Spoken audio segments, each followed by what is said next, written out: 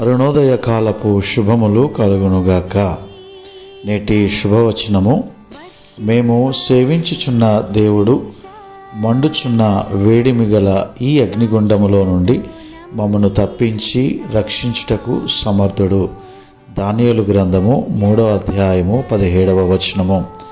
ప్రియ స్నేహితులారా, ఈ ఇమేజ్ చూస్తుంటున్నప్పుడు మనకి షడ్రకు, మేషకు, అబేద్నెగో అనబడుతున్నటువంటి వారు ఆ యొక్క ప్రతిమకు నమస్కరింపనందున, విగ్రహారాధన చేయనందున వారిని మండుచున్నటువంటి వేడిమి గల అగ్నిగుండంలో పడవేసినట్లుగా మనము చూస్తున్నాం.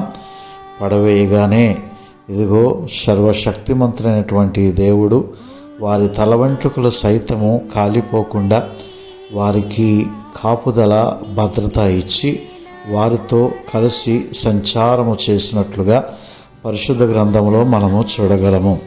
ప్రియ దేవుని బిడ్డలారా, అగ్ని వంటి మహాశ్రమలు నీ జీవితంలో ఎదురైనను నీవు కాలిపోవు సుమా.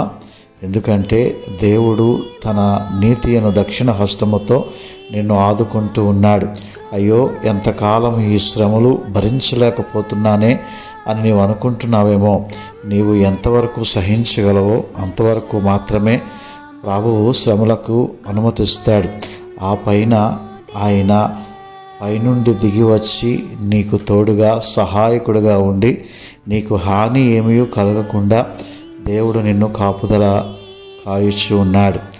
దేవుడు ఈ కొద్ది వాగ్దానమును మనందరి జీవితాల్లో, మీ అందరి జీవితాల్లో నెరవేర్చునుగాక. ఆమేన్. God bless you.